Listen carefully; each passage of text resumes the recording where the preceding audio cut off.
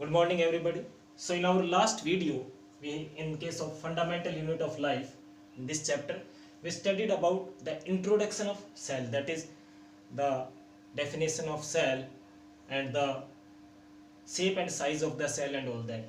And in this video, we'll discuss about the types of cell. So basically, there are two different types of cells, that is prokaryotic cells and eukaryotic cells, and in this video we'll discuss the prokaryotic cells only. So these prokaryotic cells, they contains naked DNA. Naked DNA means their DNA is not bound by the nuclear membrane, and such DNA, it is known as nucleoid, or it is known as genopore, or it is also known as the prochromosome, as it is present in the form of single coiled chromosome state. That's why it is known as the prochromosome. So prokaryotes, they do not contain the DNA inside the nucleus, but their DNA is naked and it is known as nucleoid. Second thing, these prokaryotic cells, they contains an extra chromosomal DNA which is circular and double stranded. Extra chromosomal means the DNA separate to the nuclear DNA or different than the nuclear DNA that is present in the cytoplasm of prokaryotic cell. It is circular and it is double stranded, and this DNA molecule, it is known as plasmid.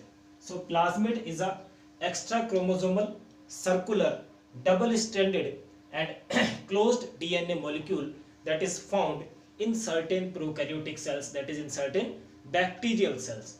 And this plasmid, it is responsible for providing the antibiotic resistance to the bacteria. Third, these prokaryotic cells, they are usually present in the bacteria. They are found in blue-green algae, that is cyanobacteria. They are found in chlamydia. They are present or found in mycoplasm, and they are also present in PPLO, that is pleuropneumonia-like organism. Further, these prokaryotic cells, they lack the membrane-bounded cell organelles such as mitochondria, nucleus, chloroplast, Golgi apparatus, all these. Further, these prokaryotic cells, they contains gas-filled vacuoles instead of the fluid-filled vacuoles. So prokaryotic cells contains gas-filled vacuoles in the form of inclusion bodies instead of fluid-filled vacuoles. And these prokaryotic cells, they contain 70 S type of ribosomes, whereas the eukaryotic cells, they also contains the 80 S type of ribosomes, but these prokaryotic cells, they contains only 70 S type of ribosomes. Here S is for sedimentation coefficient or for Schwerber unit. So this 70 S type of ribosomes, they have lesser density in comparison to the 80 S type of ribosomes which are present in the eukaryotic cells. Further, certain prokaryotic cells such as bacteria and in BGA, that is blue-green algae or cyanobacteria, they also contains the cell wall. Now in case of prokaryotic cell, we will study the example of bacterial cell. So in this bacterial cell, we will study the structure of bacterial cell, the components of the bacterial cell, the shape of the bacterial cell. So this bacterial cell, it usually consists of the cell envelope, the cytoplasm and the cell inclusions.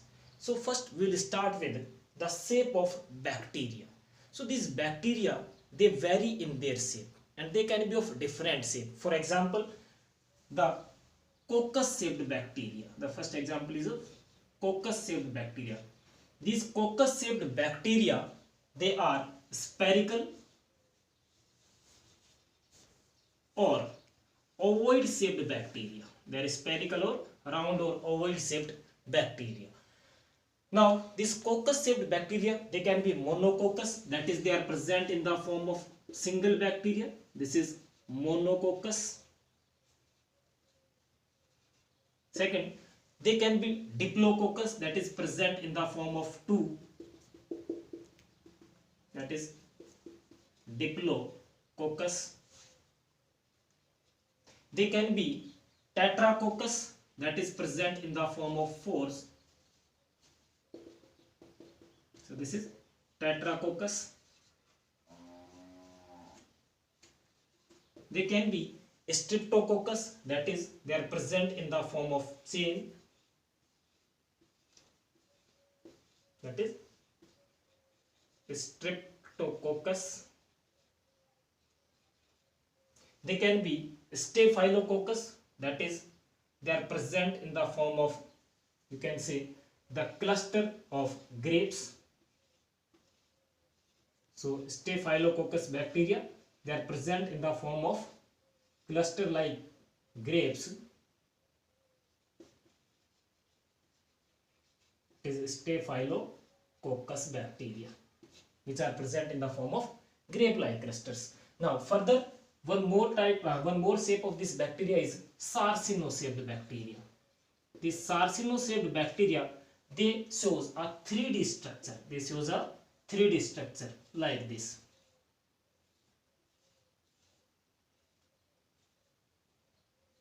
So it is a 3D structure, and it is sarcino-shaped bacteria. The second type of shape of bacteria is bacillus-shaped bacteria, and this bacillus-shaped bacteria, they are rod-shaped bacteria. They are rod-shaped bacteria. Now, this bacillus bacteria, they can be present in single form, that is simply we call it as bacillus. They can be diplobacillus, that is present in the form of twos, that is diplobacillus. Further, they can be present in the form of palisade bacillus. Palisade bacillus bacteria are arranged in stacked form, that is one on the other. So these are present in palisade form. So it is palisade bacillus, or they can be found in the form of chains, and such bacillus shaped bacteria are known as streptobacillus. Streptobacillus.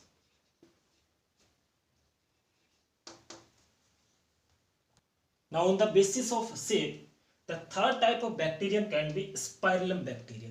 The spirillum bacteria are coiled bacteria. So they are present in coiled form. So spirillum, it is coiled shaped bacteria. They are present in coiled form. Now the next shape of bacteria, that is Vibrio. This Vibrio, these are coma shaped bacteria. These are coma shaped bacteria. So in this section we have discussed about the shape of bacterium. The bacterium can be coccus shaped, that is spherical or round. They can be bacillus shaped, that is rod shaped. They can be spirillum, that is coiled bacterium, or they can be Vibrio, that is coma shaped bacterium. Now we will study about the type of bacterium on the basis of their staining properties. So Christian Gram was the scientist or bacteriologist who divided the bacteria in two groups on the basis of their staining properties, that is the gram positive bacterium and gram negative bacterium. First we will deal with the gram positive bacterium. So what are these gram positive bacteria? So those bacteria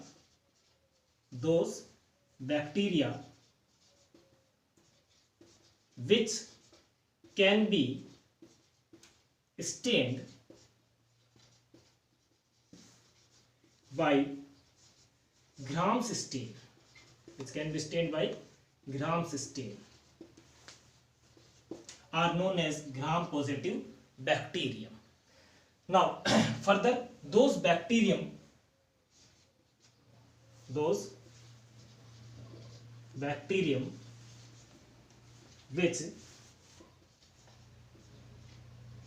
do not retain